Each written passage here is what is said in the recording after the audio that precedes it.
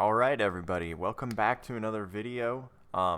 This time we are sitting at the bottom of the seafloor with a beautiful sunset, and I'm going to be showing you how to work with trigger volumes. So in Halo Infinite, what we do is we call these trigger volumes boundaries. Essentially what they are areas, okay? So what I'm going to do here, just to demonstrate and show you kind of what I mean, I'm going to go ahead and just pop down something from the Halo design set, okay? This is just going to be, let's see, yeah, sure. Anything here is going to work. I'm going to go into the object properties. And now since I'm going to be referring to this object in a script right away, the first thing I'm going to do, I'm going to set that object mode to dynamic. The next thing I'm going to do is I'm going to go down to boundary, okay? And then we have this type on our boundary. And so here in the description, the boundary, it says it modifies properties to adjust the size and shape of the object's boundary, which is used by volumes, CTF flag return, teleporters, scripting, etc. So the game is able to pick up on objects that are within these boundaries, and then you can write logic around that. So for instance, when you have the flag in your hand, the enemy flag, and then you arrive on your flag's platform, that's how that system works. It's just using these boundaries, and then it's grabbing all of the objects inside of them. And if there's a player, and that player is holding the flag, then it takes that flag away from the player, lets them score, etc. So if there's any kind of functionality where you want like a door to open, or you want a bomb to go off, or if you want, it could just be any number of things, but you need to be using these boundaries. So what I'm going to do here is I'm going to go ahead and set this boundary type to box. And then I'm going to bump this up real big. So I'm just going to do 20 by 20 by 20 by 20. And the next thing that I'm going to do is I'm going to set this show to on. I'm going to hit escape, and then I'm going to hit F6 to run this. Okay, and so it turns out, excuse me, sorry about that. It turns out that my spawns are actually all the way over there, and that's definitely not very helpful. So what I'm going to do is just move this over real quick, and I'm going to snap this to the ground. Let's just try to move this back over here into this part of the world. Okay, now I'm going to hit F6, and what we can see is that this boundary here, this boundary is still being shown, okay? So we can walk through it, but this boundary here is being rendered. And if we go back into the properties of this object, we can turn that off, this show property under boundary. And then if we go back into the game, now when we're actually playing the game, you see we don't see this boundary. So that's just very useful in case you want to do any kind of debugging or seeing if you're inside of a boundary when you're debugging. That's a great way to do that. So let's go ahead and just jump into the scripting portion of this real quick, and I'm going to show you how you can add some logic here to make this a little bit more interesting. So the first thing I'm going to do is I'm going to go to the object browser, and then I'm going to go down to gameplay. So let's close some of these up here so I can see a little better. Scripting, script brain, and now with the script brain selected, I'm going to go to node graph. Now I'm going to hit escape real quick. I'm going to select that object that I want to reference, and then I'm going to hold Q and go into node graph. And since this was the last node graph I was using was the one I just created, if I hit Q and I have that object selected, if I right click and hit add object reference, there's my object reference. So that's just one really easy way that you can add object references without adding a new variable. But let's say if I delete this and I don't have that, because maybe it's difficult to do, you've got objects everywhere in the world, what we can do is go to variables basic, object reference. I'm going to hit R to go into the node properties here, and then we have this object. I'm going to click on this where it says empty, and then I'm going to select my ankle cover that I've put down in the world, and that is that same object reference.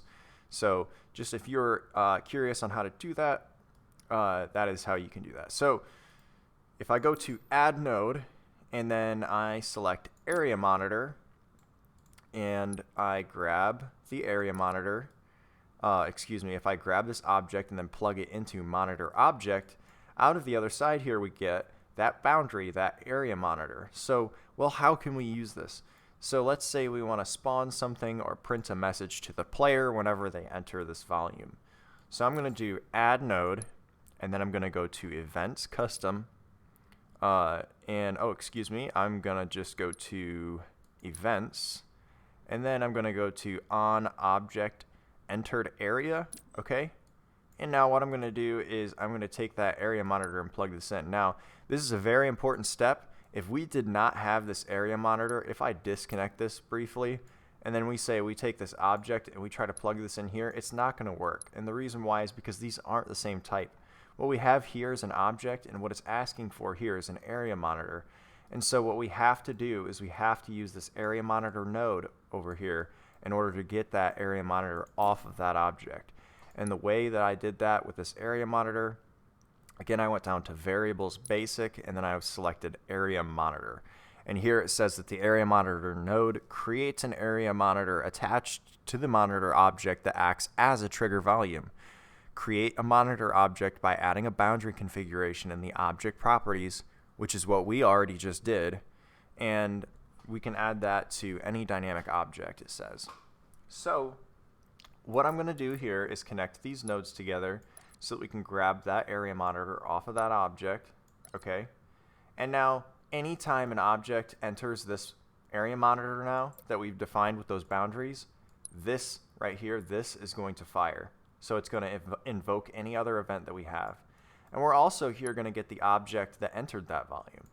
So another quick thing that we can do here, if we go back into events, we can do on object exited area as well.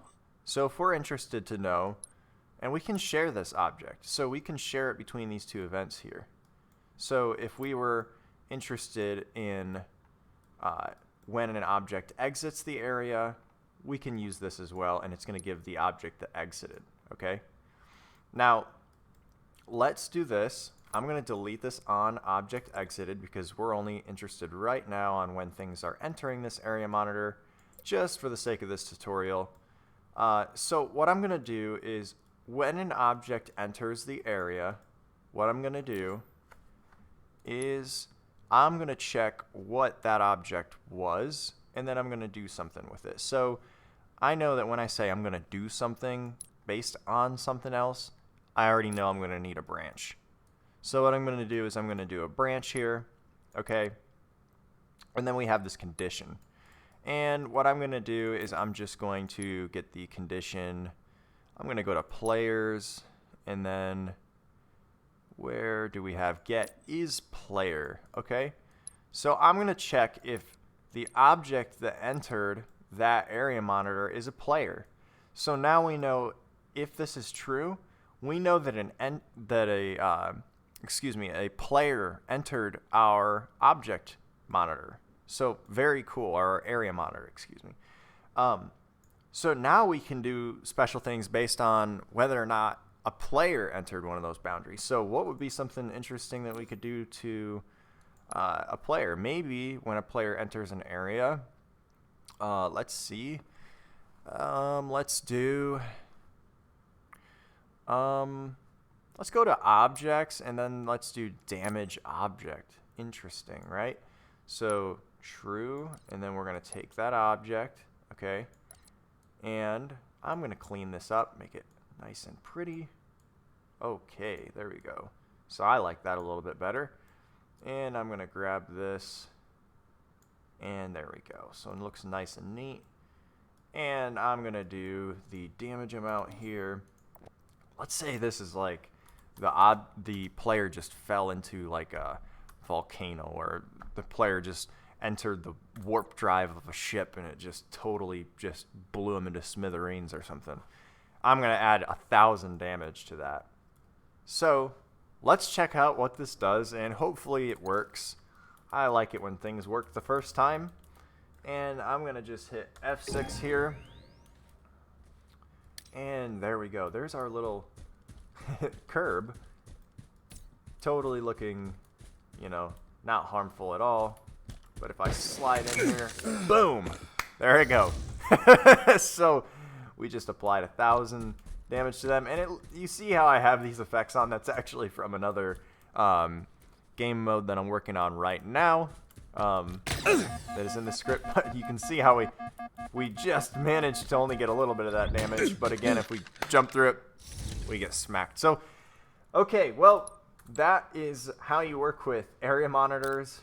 And I'm going to make sure that I stay away from that little curve over there. You know, I think I learned my lesson. So, but, all right, well, thank you so much for checking this out. I hope that helped. And if you've got any questions on how you can interact with this system further, definitely let me know and I will make a video for you. But in the meantime, I will catch you guys in the next one, and let me know if there's any other videos that you'd like me to do. So, alrighty, take care, everybody.